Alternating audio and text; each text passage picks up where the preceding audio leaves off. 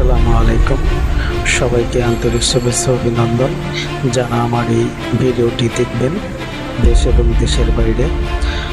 তো আমি আপনাদেরকে দেখানোর চেষ্টা করেছি গতকাল রাত থেকে যে বৃষ্টি হয়েছে, সেই বৃষ্টি এতটা বেশি হয়েছে যার কারণে শহরে এবং গলিতে গলিতে রাস্তার উপরে প্রচুর পরিমাণে পানি জমাট বেঁধে গিয়েছে।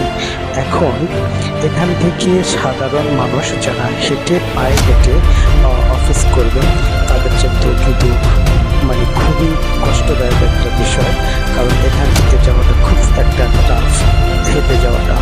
আর পানির ভিতরে হাঁটতে খুবই কষ্ট লাগে। দেখুন